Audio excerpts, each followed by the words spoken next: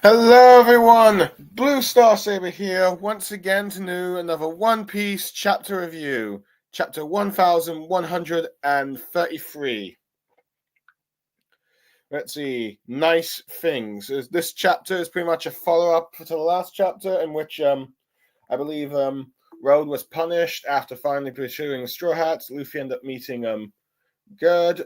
Let's see, and eventually the Straw Hats have finally arrived at the village of Elbaf, if I'm just recalling my. It's been a while since I've read the chapters, as it's Ritzy Happy New Year, and I was just a bit behind on One Piece because, well, partly as a result of I was waiting for to do this chapter with my friend Lucky Rave, but he ended up being ill, and by the time that he's ready to do manga chapters, this will no longer be on let's see Viz. So yeah, I am now doing this, doing a bit of a catch up before I let's see, doing a bit of a catch up before I end up let's see, losing the Viz translation. So that's basically what I'm doing. But yeah, it's basically the Straw Hats arrive at the village. Everyone's reunited. Road finally got his comeuppance, and now we're in this chapter, which this chapter deals with the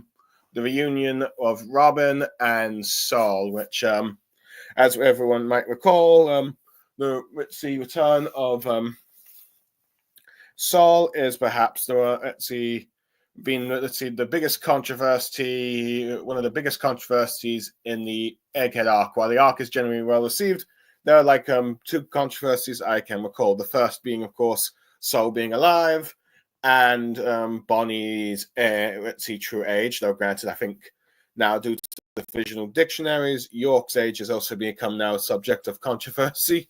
But let's see. While it's Japan standards, for the rest of the world standards, not so much. But that's a whole can of worms I don't really want to get into. But more on the death thing. As far as I can, for those who do living under a rock, they may not know. Let's see. There's the one biggest criticism that you find in One Piece is that Oda is just cannot stop doing fake out deaths, and let's see. But at the very least, it seemed like he would kill flashback characters at the very least, and these seem to be like the one characters that would stick to death and feel like they should be, along with like the only other characters not to bring back would be like Whitebeard, Ace, and maybe a few others that might have died. Let's see recently, but basically it's Straw Hat, let's see, backstory characters, Ace and Whitebeard, and I guess also Gold Roger, and I guess now Cobra, but yeah, those are basically but let's see, and for many people, Nico Robbins is the one you should not touch, but Oda ended up doing it. Now, personally, for me, I've been more like okay, let's see, I'm willing to see where this goes. Granted, let's see, I've got the time to go. Let's see here, be more accepting of this, but I wouldn't be surprised. Let's see, but I can understand why some people were not happy that Soul ended up being alive. But yeah. Anyway, let's see. Probably time to get into the chapter. Though, of course, before that, we've got, of course, the Ogre Child Yamato's Gold Harvest, Circuit Pilgrimage, Volume 20.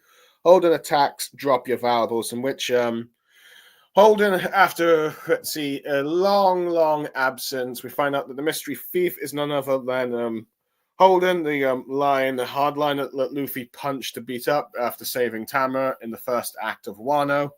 Sort of a minor antagonist that Luffy can easily deal with. But yeah, it turns out, yeah, he's been wondering about Wano ever since probably the fall of the Beast Pirates, which makes sense because, well, he was not on the island, and the last action we saw is that he burned Ritzy the villagers, and now probably now that the Kozuki are back in, he's now a wanted fugitive, so he's probably been just doing a bunch of crimes. He's holding Tama hostage. The line seems to get some smoke thing ready. I'm not sure what it's prepared to do, attack or something, or ate something. But yeah, Yamato is a bit shocked. But oh yeah, we got Speed down on the floor trying to reach out to Tama, so no damage. But yeah, and basically it's a hostage situation, which let's see. Now, granted, I've already know how this situation somewhat gets resolved. I'll admit, this is a bit of a nice little tension thing. Granted, you expect I think Yamato to try and figure out something, but And I'm not going to spoil how that cover ends, but yeah. Anyway, the chapter actually begins with Robin's flashback 22 years ago, where we see the where we see that the civilian ship for O'Hara has been blown up by Akainu, but Spandan's father, is talking about this incident himself and saying that talk about the horror he witnessed of those things, but the journalist ends up asking, did Nico Robin really do that? So he's pretty much framing Nico Robin for the crime. But also, during the story that the government put of her sinking several battleships, when at best that was Saul's work, calling out how she's a demon in the body of an 8-year-old girl, and how the government won't go into detail about the story, saying that the truth is too shocking and traumatizing, saying that he doesn't want to scare children, pretty much. But the reports do that. And as we get Marines and CP0 searching out, telling citizens to tell authorities. And then we see that elderly woman that Nico Robin was living with for a while before selling her out to try and get a bounty. And she goes about how she has met her in the eyes of a killer. Then we just see a collage of Robin scrapping around from scrapyards, befriending dogs, seeing people with seeing her bounty, and a bunch of murderous thugs, bounty hunters, and perhaps even civilians trying to find her, as people are talking about how she's an evil human monster with no emotions. Look at her bounty, hunt her down, saying that don't waste your mercy on her, all that kind of horrible things. People talking about how she uses freakish sorcery, saying you can catch her. You see, Robin in the rain as this going on. A mother holding a baby, talking about how she can't sleep at night because she's out there. And an old man, some sort of bald man, wishing that she'd die already. Robin hiding from a bunch of angry citizens. With you getting words of how come the Navy can't finish her off, saying how she's a menace to the world. But we see Robin looking down on a cliff, looking like she's about to commit suicide, but then remembers her mother's words to live. She cries, and she then remembers Saul saying how at some point she will meet her friends.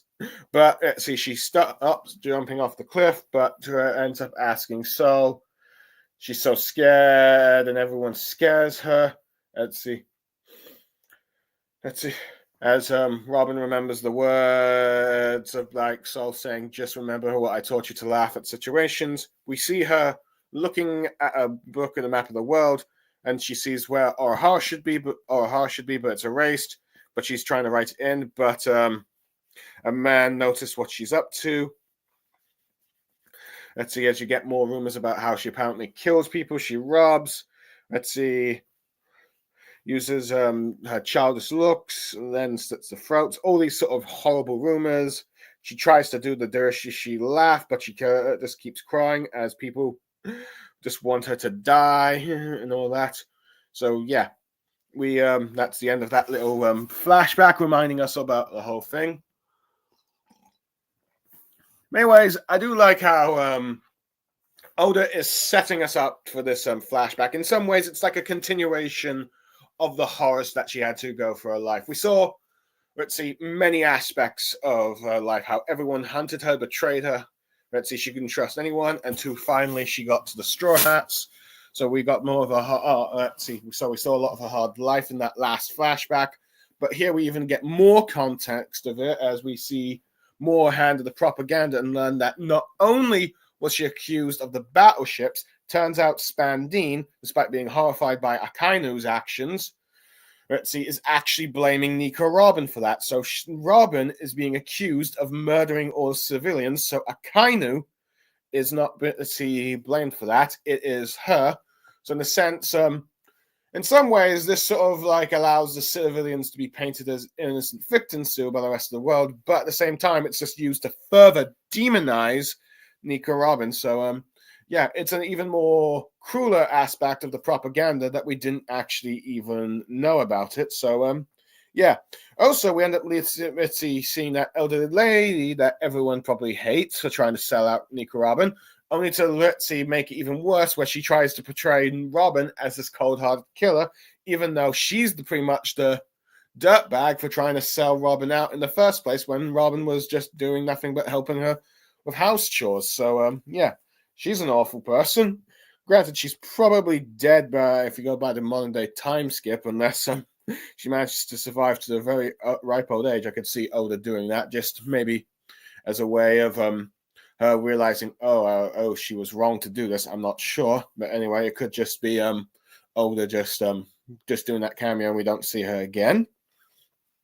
It's always nice to see like background characters be used again, I guess. But yeah. Anyway, we see a bit more of her life and the fact that she actually considered suicide. This is, to me, surprising. Let's see. In many ways, it's much more deeper. We knew that by the time of Enies Lobby, she was willing to die to save the Straw Hat, and just at this point, also by the end of Alabasta, she was ready to give up on her life. Turns out, this is not something that she's been doing. She's been contemplating this her entire life until she finally realized that the Straw Hats will never leave her side. They will always protect her. So yeah, but anyway, but it's like so yeah, she's always had this mindset, and it's only the words of her mother and Sol, no matter how hard it was, that kept her alive. Which I do love that that she uses, remembers them. See, it's for their sake that she tries to live on, despite how awful the world is to her. So I do like that we get this aspect, and she tries to laugh. I also like that bit of character moment where we show her how she still misses her home of Ohara, and we see the horrors that her home has now been erased from the maps, and she just wants to try and draw it in. It's just like it's still there, which technically it is. It's just now a rumble part. It's a charred pile, really, where the tree knowledge is knocked down. But luckily, the books have been recovered. But yeah, I do like that.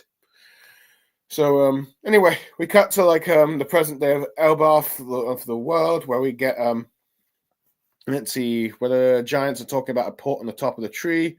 Let's see, as asking if they are on a sea of clouds. But anyway, Broggy, I believe. Let's see, Broggy, or is it Dory? Yeah, I think it's Dory. Ends up saying, "Get ready to dock." As they land in the village, let's see, you get giants welcoming them back. There was someone talk about how they were worried, but we see the Nico Robin Straw Hat group with Bonnie and Lilith. Let's see, go with Brock. Let's see, commenting about how big everything is. Let's see, and Robin saying how it's a grand sight, and I think we get Doggy and Broggy, I believe. Yeah, Broggy saying that the Straw Hats are here too. Luffy and Usopp are saying, let's see, introducing, saying hi to them and saying how this place is wild. You get Bonnie getting all sparkly-eyed, which, if I had to assume, it's due to like a flying ship or possibly a rainbow. I'm not entirely. Is she maybe, let's see, sparkling-eyed over Luffy's Viking looks? I'm not entirely sure. But it could be the Savar or something. I am not entirely sure, but either way, she's being held by Robin. But anyway, you get the new giant warrior pirates holding, let's see, on the Savar, holding the Thousand Sunny. As they talk about, it's a mist ship, which I assume that's probably what she's sparky eye in, really. Let's see, I probably should have realized that in the first place, sorry. Saying how everyone's talking about how amazing it is, or at least the Straw Hats. With Vegapunk, Lilith saying how the climate on Elbaf is simply perfect. Island clouds, sea clouds, bubbles, rainbows hovering. Talking about how it can really fit with her technology. As you get Hitruden saying, Straw Hat, Usan, and friends, saying how he's glad to see them. Nami comments how she likes how Robin changed her hair, or knew she changed her hair. Robin talks about how you've been getting into the Elbaf swing of things too, not realizing that someone put the clothes on her. But I'm not sure if Etsy at best. I think Oda's already probably addressed that. Let's see. But anyway, Luffy is happy to see Hitruden again, as Jordan talks about how he's heard about all of Luffy's exploits, how he's an Emperor of the Sea now, and that's the fleet captain we all look up to, and gave him an introduction of his crew for later, of his 4 crewmates, of like his, hold on, about his, crewmates, but leaves out Road, as Road tries to say 5, as he's still beaten up. Oh yeah, as he goes like, how the 4 of us are the new giant pirates at your service. But he's like 5.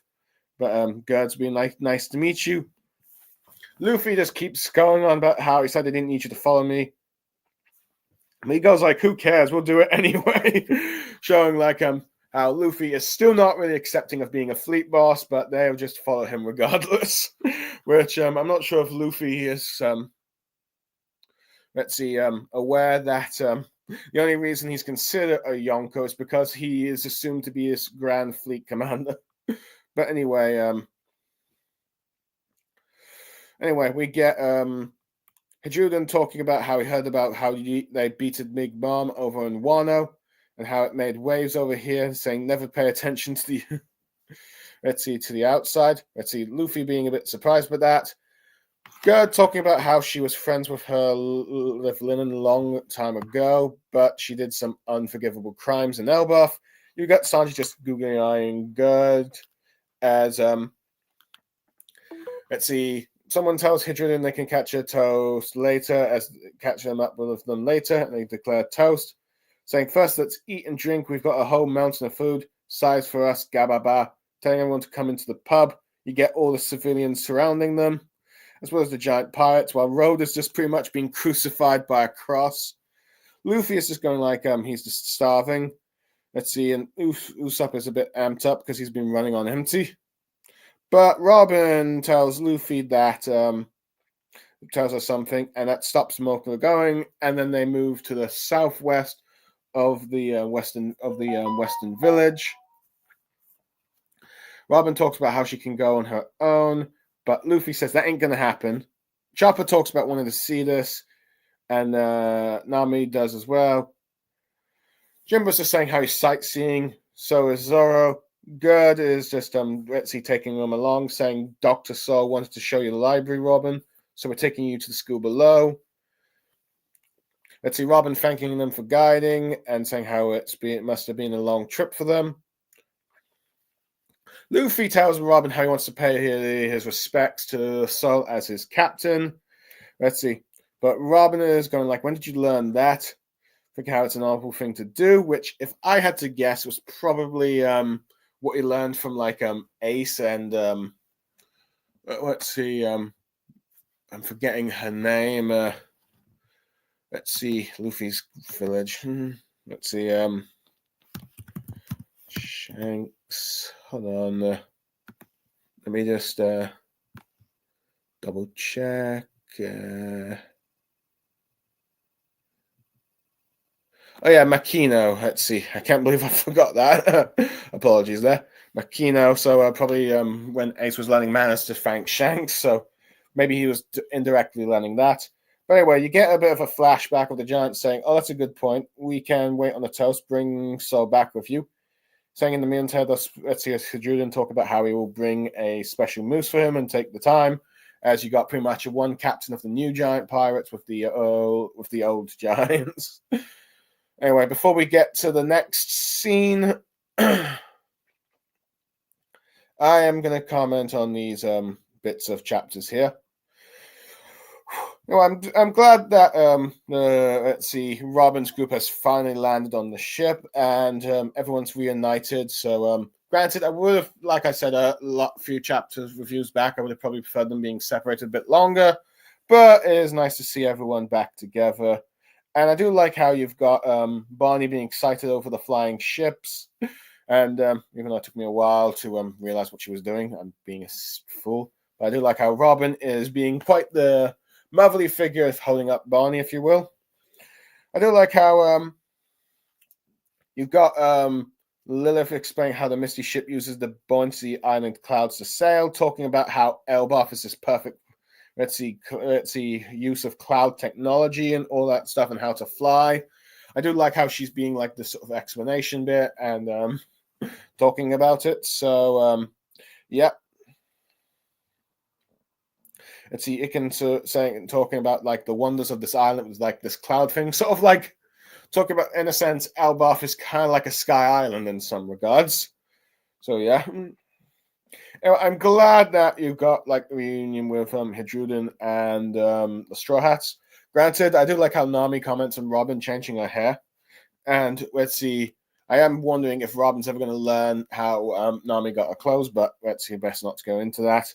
But anyway, I do like I talked about earlier, I do like how Luffy still doesn't really want to be referred as the big boss of the Grand Fleet, but they still follow regardless because, well, let's see, they have their own freedom and they choose to follow him, which indirectly caused him to be a Yonko, which I wonder if someone's going to point out to Luffy at some point, you're Yonko because you have this fleet.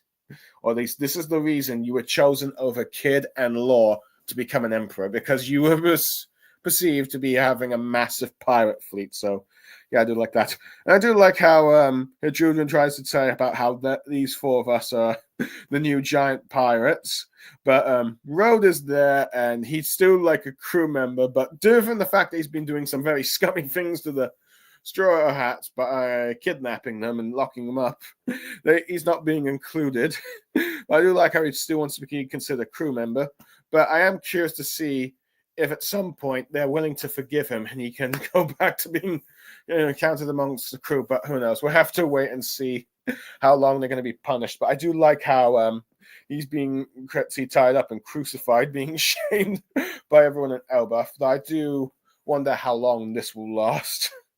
But yeah, I do like how Hedruden talks about how Big Ma, let's see, how the Straw Hats apparently took out the big news in Big Mom. Though granted, he's not aware of the context that was actually Kid and Law.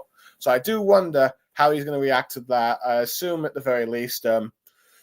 But see, though granted, the Straw Hats did, of course, play a bigger hand in like messing up her kingdom and then leading to her eventual downfall. But I do wonder if Kid and Law will get the full-on credit from the Giants at some point. But yeah. I assume Luffy would be honest and tell them that it was Kid and Law, but we'll have to wait and see how that goes. But I do like how we learned that Gerd did actually consider Big Mom friends, but at least acknowledges that she made a crime. But yeah, other than that, I like how all the Giants are gathered up to give him a toast. I do like how it's just, of course, Luffy and Usopp just immediately wanted to do that, but Robin reminds them that she wants to go meet Sol. I do like how all the Straw Hats want to see this. They want to see this reunion because, well, they're interested in Robin's investment. And let's see, I do like how Gerd's the one that's taking them there and all that. And I do like how Luffy wants to pay respects to someone that, helped out, one of his crewmates in the past. Which I do like how Robin's taking notice about this honorable thing, which I am curious to see if Luffy mentions that this is he learned this from Ace and Makino or something. I do wonder that, but yeah. Other than that, I do like how the both giant pirate crews are willing to wait for Luffy to get back before they do their toasts and celebrations. So there's that. Anyway, on to the next part of the chapter. Let's see. Usopp is talking about how, okay, this library warriors must have to study hard too. But we learn that Sol actually teaches mostly in history and various books. And let's see. As she introduces them to the library area where, say, this is Royal Springs, and the Owl Library, as we get this sort of cottage house. Let's see, sort of like this big house on like a sort of tree branch, and I will admit it looks like a very majestic spring, if you will, and it also apparently looks like a beach,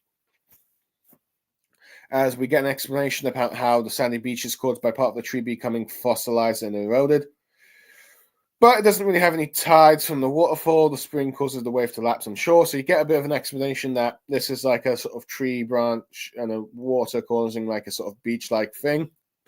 But anyway, Luffy wants to go find Sol, and take it back to the pub. But Nami says, "Stop it! This isn't it. See Robin's moment and all that." Ritzy ping Luffy down.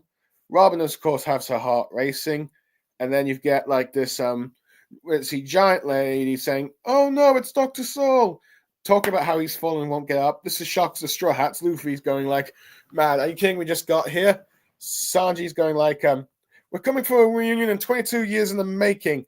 How can something like this happen now?" Chopper says, "I'm a doctor. I can handle this." Wanting to help Sol, and Usopp says, "This is your time to shine, Chopper. We're all counting on you." As the lady giant points them that he fell over by the shore there. But Robin realizes what's going on, laughs, and going like, "Oh, Sol, you're being a fool." The Straw Hats are more shocked by Robin's words, but she tells them that relax, she'll go on her own as they telling her to stay here.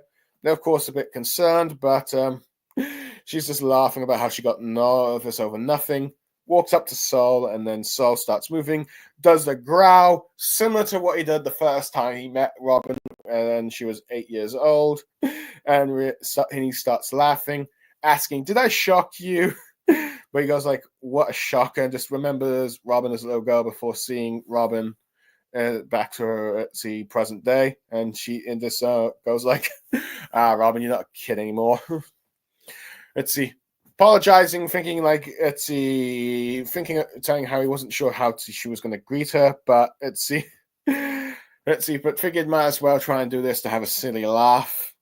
Anyway, he starts picking her up as we see him crying and just seeing a bit of his burnt face around, going like, let's see. Going like, "Do you still not know how to laugh, Robin?" Once to get a big peek of hers, we get the introduction of Salt, former Navy HQ Vice Admiral who saved Robin's life. Now, granted, it left out the fact that he's a D, I think, but anyway. So goes like how lovely Robin looks, saying how he reminds him of Oliver, saying how he just looks like her. Let's see, Robin getting all blushy about thinking about how she looks like her mother. As you remember, as we see, Robin remembers like Oliver's last words about not giving up on the future of this world. Let's see. As he talks about how Sol talks about how Robin's got her gentle eyes. Talking about if she heard about Vegapunk's message, but she says she was on the island, so he couldn't really make it out. Saying how she had to learn about it from the paper.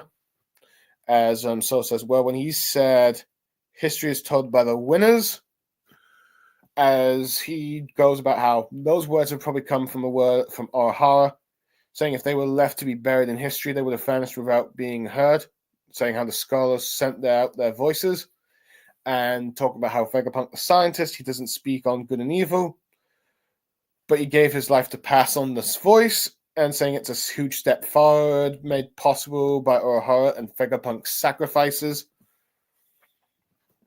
Thinking how this will at some point lead to big changes to the future.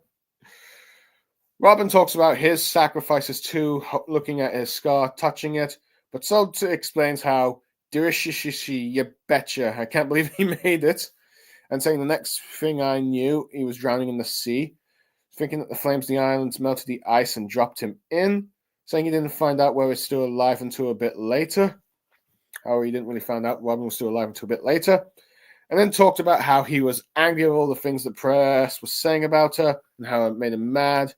But Robin is just saying, doesn't want to talk about the bad things. She just wants to hear nice things from him about how she survived. He starts laughing and crying.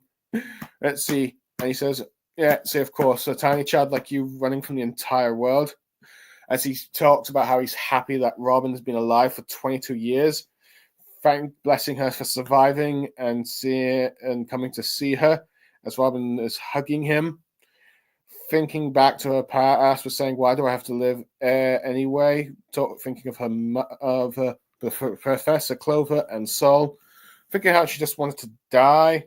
As she starts crying, as she says, "I've missed you so much, Sol." And Sol goes, "I've missed you too," crying as well as they cry and hug. And you get the Straw Hats, pretty much, well, basically Brock, Frankie, Sanji, Nami, Usopp, and Chopper crying like mad. It's like, oh, my heart. But Luffy Jinbei and Zoro just look on and not really showing those crying emotions because Zoro and Jinbei aren't really the type to do that for the most part. But we've got a comment from someone called Matcha Ronnie. Hello. I hope you're enjoying what I'm my summary of the chapter as well as my review parts. But but Luffy's just smiling at the end, just happy that Robin has finally reunited with Sol, ending the chapter. Okay, and now that that part is done with, I can give my final thoughts on the final part of the chapter. Let's see. Oops, I went. Oops, not wait. I went back too far. Anyway, I do like how Usopp is thinking that the giants are. Let's see, giants are like children are learning to become warriors, and but let's see. But is informed that Sol's actually teaching history to them, which makes sense because Sol isn't really probably one of those let's see warrior type giants, even though he was in the navy and he actually despised the Elbaf's warrior culture. But anyway, I do love that we've got like this sort of library on like a tree branch that as a result of the part of the treaty becoming fossilized and eroded, causing sort of like a waterfall, creating a sort of like ocean. We kind of get that explanation.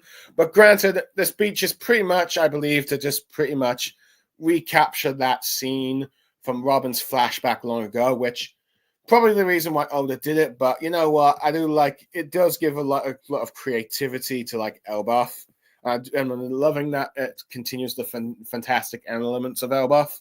I do like how Luffy wants to immediately wants to try and thank So, but completely is unaware that, as of the fact that this is Robin's reunion, let's see, it should be her going first, and you got pretty much Nami holding him down, saying, "Don't you do it, you idiot!" But yeah, but I do like how you got this when the Straw Hats are informed that Sol is apparently on the floor lying down. You've got many of them like mad, concerned.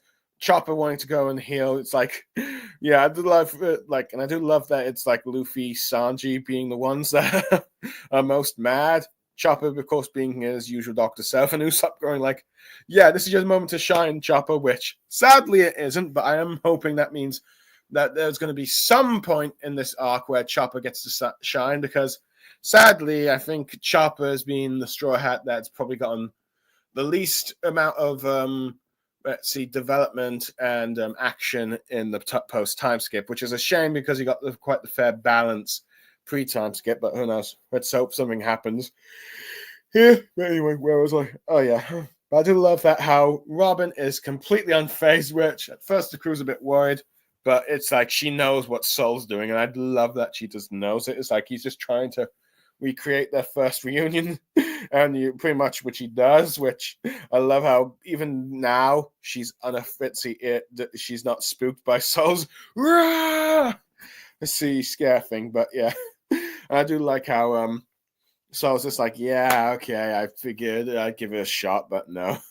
But I do love let's see. But I do like how we see like the sort of scars around his face, which to be honest, I thought, let's see, and also scars around his arms. Granted, I thought that, and leg. Also, he has a peg leg now, so I do like how let's see, which I do recall, I think Aokiji did, let's see, freeze one of his legs.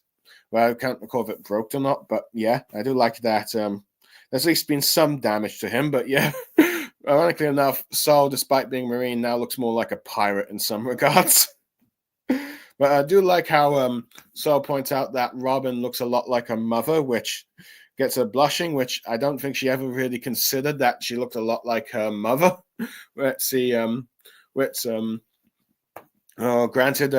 because granted, no one really, none of the Straw Hats really knew Robin's mother, so yeah, it makes sense that the one character that should know did tell her. So I do like that.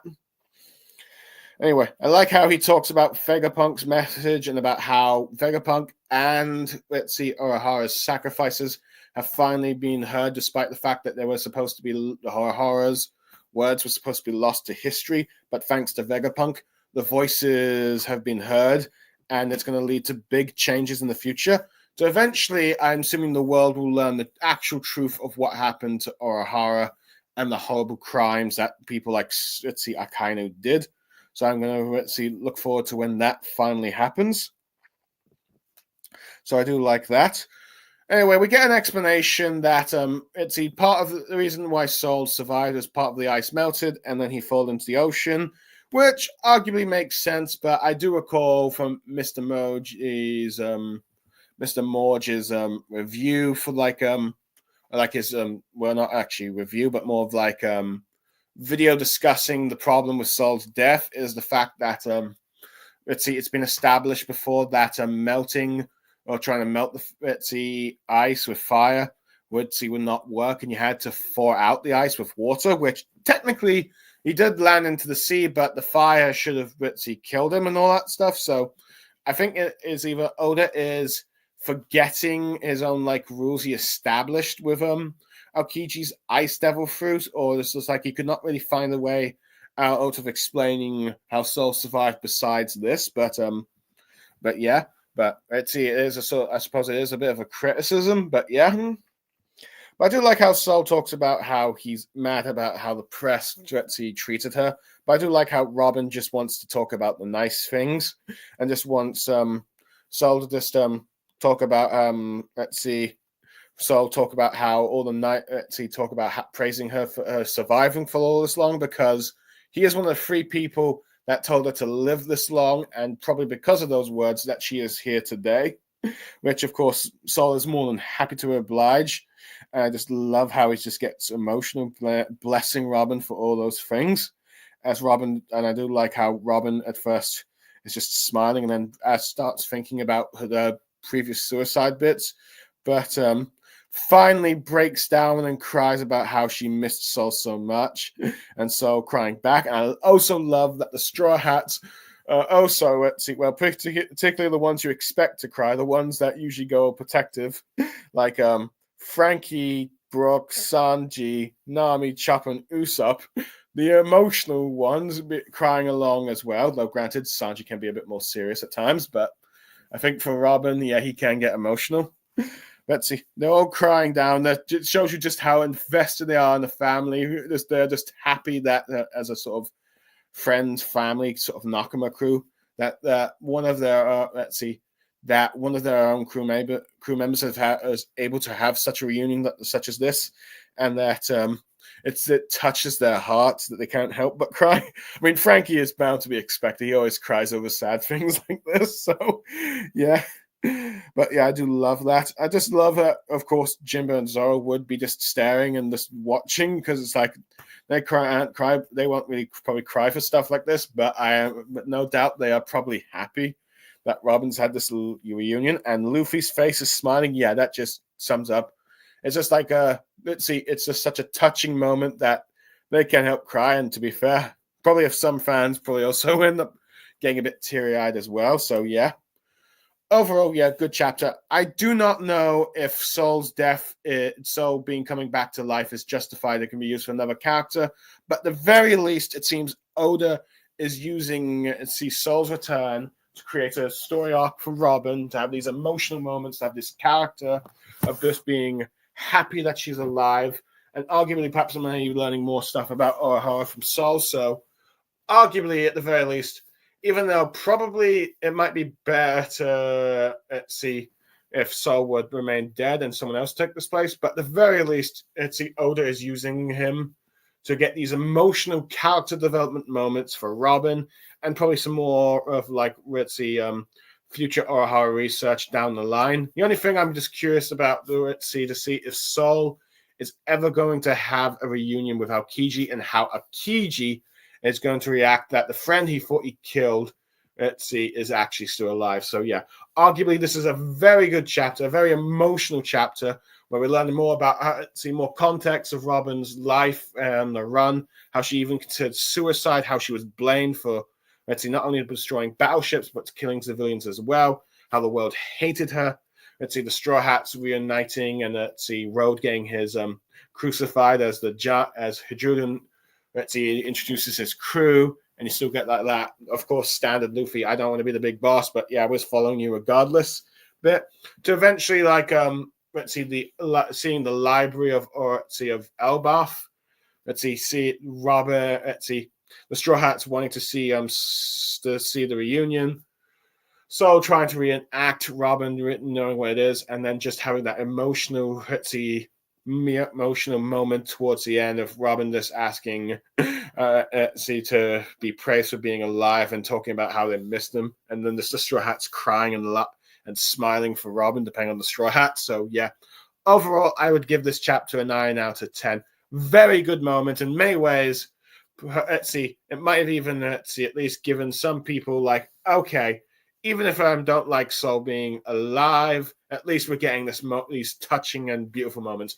Oda is putting so much effort to try and, like, let's see, get everyone to like accept that Soul's alive and they support Robin in this emotional moment. So yeah, overall great chapter. Anyway, that's all I have to say. I hope those who end up watching and listening enjoyed what I had to say. Ooh, we've got someone called Oscar the Magnificent saying, I just started watching One Piece. Let's see. I would recommend you keep doing it. I'm not sure if you're watching just the anime or the live action. Either way, both is great, though I will admit. Let's see, the live action might make you, let's see, might be a bit of a quicker way of, let's see, watching the whole series. I also recommend the manga as well, but yeah, I hope you end up enjoying watching a One Piece. Oh, just the anime. Fair enough. Well, yeah. Let's see. I will. Let's see. Good for you for doing that. Even though, granted, like it's a very, very long anime. Let's see, as the manga is pretty long itself. And who knows? Well, granted, I believe, let's see, either this year or next year. I think it's this year. You've also got like Netflix is upcoming the One Piece anime. So who knows? You might be wanting to see that. Let's see. But yeah, I'm not sure if I should see what I would recommend in terms of watching the anime, but let's see. But if you want a more speed up version of Fisherman Island, I would recommend the special edition episodes that are coming out now. But I'm getting ahead of myself. I hope you end up enjoying the anime, and hopefully you end up, let's see, at some point catching up to like the current day storylines. But anyway, I am Blue Star Saber signing off. Thank you for listening in, particularly Oscar the Magnificent and Maricha Ronnie. I hope you enjoyed what I had to say, and I'm now signing off. Thank you, everyone, and goodbye.